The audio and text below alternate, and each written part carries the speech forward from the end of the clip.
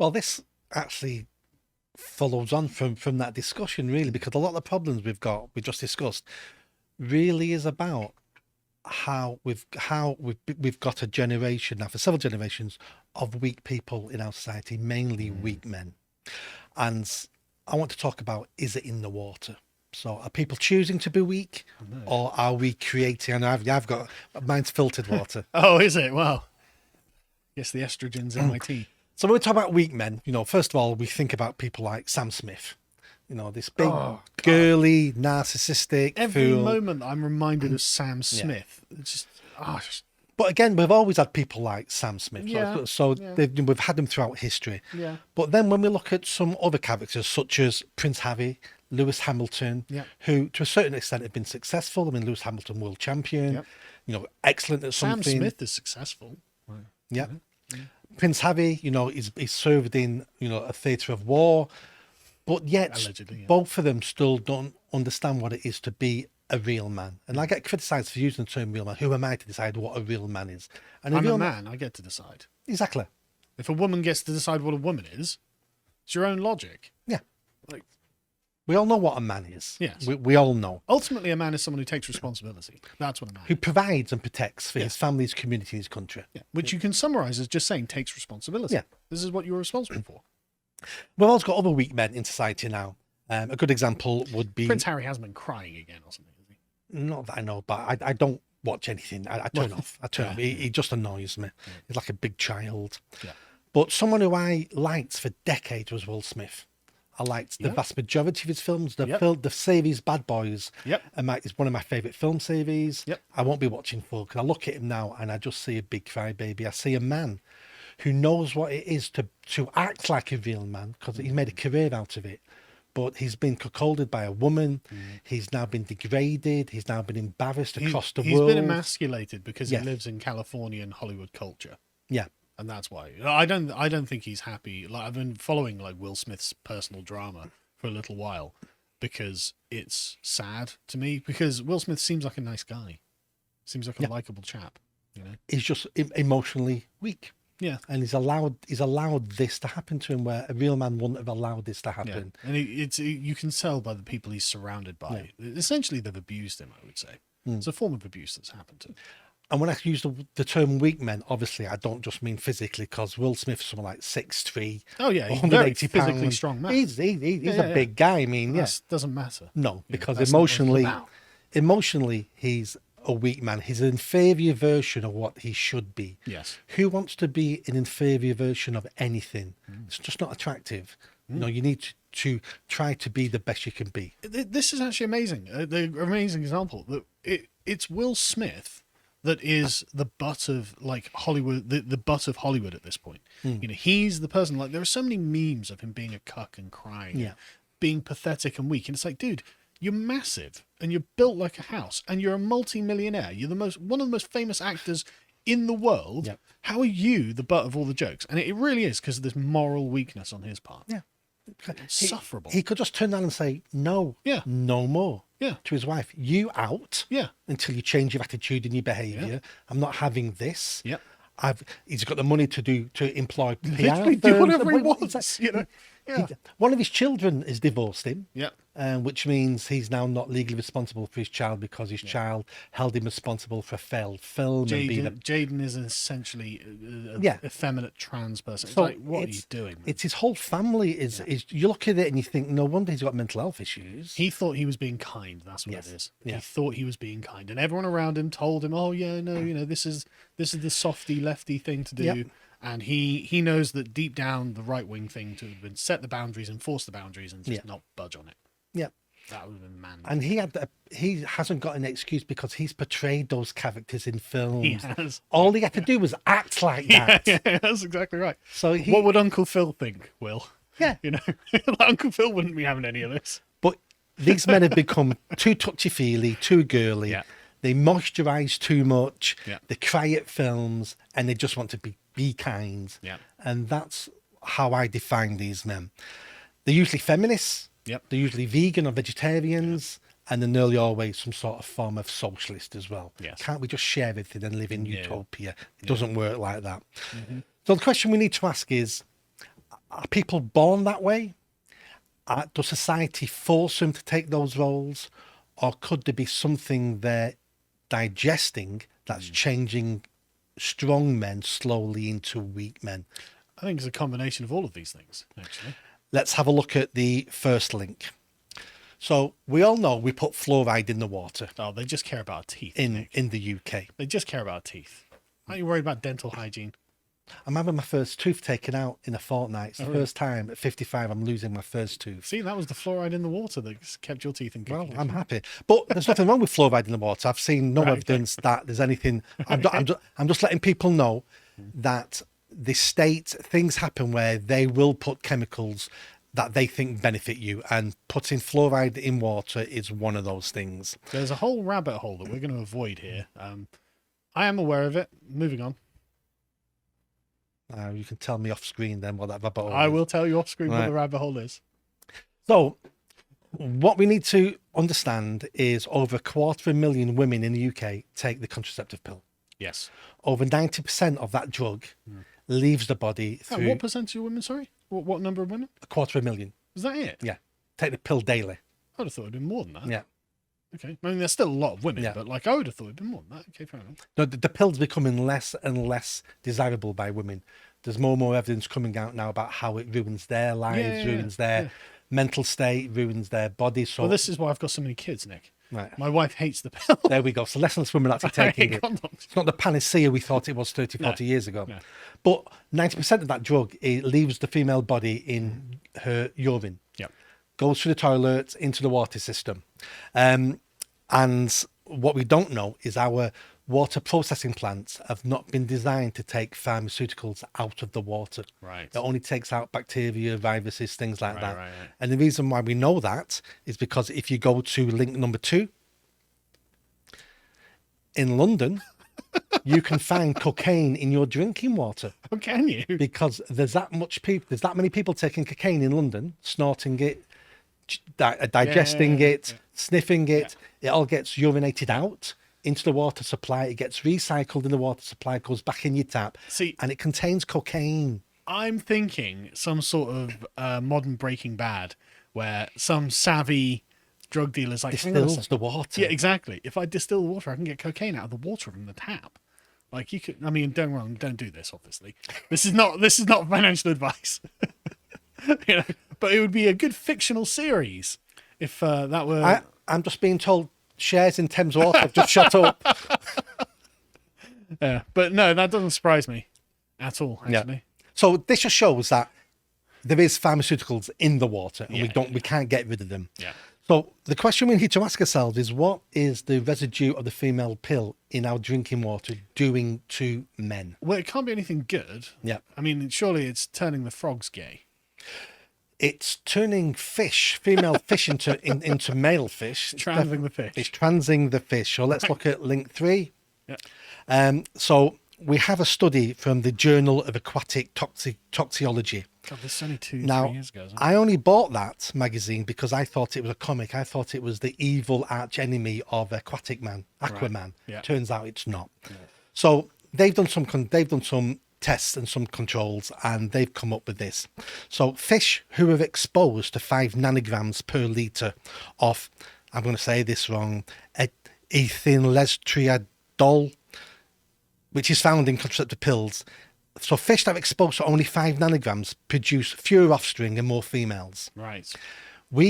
These scientists have found levels of that chemical in water supplies up to 12 times higher. Right. So let me guess. What we're saying with this is that women's liberation is not only socially destroying the country, but it's also chemically destroying the country by Castrating men. By effeminizing men. Yeah. Right. This is not a conversation that the average woman is prepared to have, I think. It's not, and I don't even think it's the fault of women because who created the pill? I'm sure as a man. 3 men created the pill. Yeah, there we go. And why did they create the pill? Again, because men create lots of things to benefit the lives of women. They do. Women's liberation was all the rage back in the 70s and 80s. Yeah. Here. You know, now that you're liberated and you've turned the men into women, and the civilization is collapsing, how are we going to have that conversation with women? Be like, look, you've got to stop destroying civilization. Yep. Now, other studies where they've looked at estrogen in the water Yep. have found that male fish start developing ovaries and other female characteristics. And if you look at young men today, the preponderance of like fat on the chest is something that I've noticed, that people have noticed, right? This is something that, like, you know, the male fitness gurus Yeah. always talk about, the sort of chest fat that young men get these days. And when you see video and pictures from the 70s of, like, you know, 15-year-olds doing the sports and stuff like that, they're all in incredible physical condition. And it's like, yeah, something has definitely changed here. Yeah, we'll put a pin in that because Okay. we're going to get to that with okay. rats in a minute. Okay. So if we bring up the next link. So studies worldwide are showing the sperm count in men has dropped by over 50% in the last 60 years. If that isn't ringing bells, alarm bells throughout the world that we're becoming impotent, that there will be no more offspring, there will be no more arguments over the LBGT alphabet people because there'll be no more people, Yeah. then I don't know what will. What will the American Empire do? Save the sperm. Yeah. That's what they're gonna They'll save the make it- sperm because we need more gay people in the future. They'll right? make it illegal to masturbate because that's a waste of sperm. Kellogg wins again. So whatever we're doing is having an effect on men. I'm not saying this is purely down to the female pill, because it's not, because it's also about what else we eat, what we. Lifestyle, diet. So let's look at diet. Yeah. So well, before we get to diet, one more thing about chemicals. Yeah. So there's something called bisphenol A. So not bisphenol B. Don't get mixed up with the B. I'll try not to. And I had one person who said it was C. No. It's bisphenol A. Okay. And that is a chemical we use that's in large containers. They also coat the inside of tin food with it to stop the tin rusting. Oh, right. American scientists are saying that has a worse effect on male sperm count than the female pill does. Brilliant. And we're coating our food containers in it. See, this is kind of why I hate science. It's like, you know, we've discovered we can do this with this. It's like, that's brilliant. Yeah. What are the consequences? Well, we don't think there are any. It's like, yeah, okay, that's great. We don't know yet. Exactly. We don't know yet. This thing, like, everything is so connected, and there are unexpected effects that pop up generations later with consequences that you would never have connected these things to. Like, I'm coating my food tin in a non-stick residue. Why is that going to drop sperm rates? What are you, a lunatic? And yet here we are. Yep. Like, it's like, okay, you just didn't know. There's so much about the world you don't know. We're so arrogant as well. But anyway, sorry. Yep. And then you remember in the 70s we had that drug thalidomide that damaged a whole generation of babies. Oh, it's awful as well, because the purpose of it was to relieve, like, pregnancy cramps or something. Yeah. Morning sickness. Yeah, something morning like that. sickness. Yeah. And it was just like, yeah, okay, you are also deforming your babies. Yeah. And it's just like, oh God. Because they never So tested it on awful. pregnant women. Yeah, it's so awful. Yeah. And then there was 100 years ago when uranium was discovered, they used uranium as a chemical to glow in the dark. So they would paint clock faces with it. I mean, it did glow in the dark. Yeah. But mainly women in the factories, Yeah. for the laugh and a joke while they were working, would paint the teeth with it, would paint the noses with it, and then wash it off later after work, sit in the dark. And they all developed cancers and all died What a surprise. because nobody knew how dangerous uranium was at the time. Yeah. So let's look at what people are actively eating. So we all have heard the phrase soy boy, Yep. which is always a weak man who likes For a his reason, actually. soy milk, Yeah. cafe latte, and Yeah. he's eating his vegan sandwich and eating his vegan soy based chicken burger.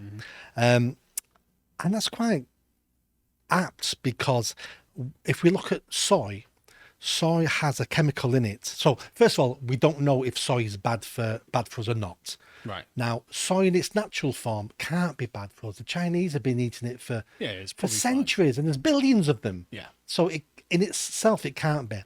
But soy today is chemically enhanced. It's turned into goo. It's not the soy that the Chinese Right. eat. So there's an industrial process Yes. that it goes through to extract a bunch of this. This is arriving at the sort of seed oil argument as well, which I have to say I have been fully radicalized by. Don't worry. Yeah, again, industrial process. We could do this. Yeah, but did you know what the consequences would be? No, of course we didn't know what the bloody consequences would be. Yeah, exactly. Oh, Yeah. So I'm not saying soy's bad because we don't, even the chemically it's enhanced. probably not in its natural state. It isn't in its natural state, but we don't know what we're doing to it, and we're trying to work that out yet. So scientists are looking into this, but there's no firm evidence either way yet. So I need to make that clear.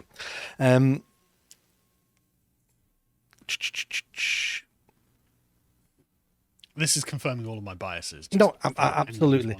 So I knew it. So the point of my section really was, Yeah. why do I care? Why do I care what men are doing to themselves, either intentionally by eating soy or becoming too girly, or why do I care that men poisoned by estrogen are being changed into inferior versions of women? Why is it my business? I mean, do you have kids? No. Right. Well, I do. Yeah. I have sons Yeah. specifically. I've got a granddaughter. Yeah. Yeah. Well, I've got a son. I've got two sons, and this bothers me a lot. Yeah. I do not want to essentially betray my sons into being forced into essentially becoming women. Yeah, It's so awful. you've got a direct link there. Yes. So I'm like you, probably, well, like you, definitely like you. I'm a big believer in let adults do what they want to do. Sure. Unless it's as long as it's within the law and not hurting anybody else. So if a man wants to do these things, turn himself into a woman slowly over time, let them do that. But I've come to the conclusion now that this is all harming society. Yes. And the examples I can give you would be, if we had stronger men in the homes living with our children, do you think we'd have the grooming gang scandal? No, we probably wouldn't have the level of crime we're getting in certain communities either. Exactly. If we had real men who were police officers, do you think they would have arrested and stopped the grooming gang scandals at the beginning instead of going, oh, we don't want to be called hurty names? It was incredibly political. And in a way, I can understand why they essentially totally dropped the ball. It's not justification for it and doesn't make it okay. But it's... Would strong men... Strong men would certainly have blown the whistle on Exactly. that. And that's why certain unnameable Lord Voldemorts are the sort of people I'm never going to just throw under the bus. No, it takes a lot of courage, and it was the right thing to do, and I don't care what you think of that person. Exactly. It would have been the right thing to do. Yeah. Do you think we'd have the energy crisis we've got today if we had strong men in politics 20, 30 years ago who were putting the future of the country Well, first? Do you know what's really interesting? Nick Clegg, when he was Deputy Prime Minister, I saw this the other day, and I was just doing my nut. There's a quote of him from like 2010, where it's like, well, it'd take us like a decade to get nuclear power plants ready. What would be the point? And it's like, yeah, it would have been really useful to have had them now. Yeah, exactly. To have had him now. Yeah, exactly. It would have been really useful, Nick. It was only a decade. It's not that long. No. Like, God, we were expecting to survive.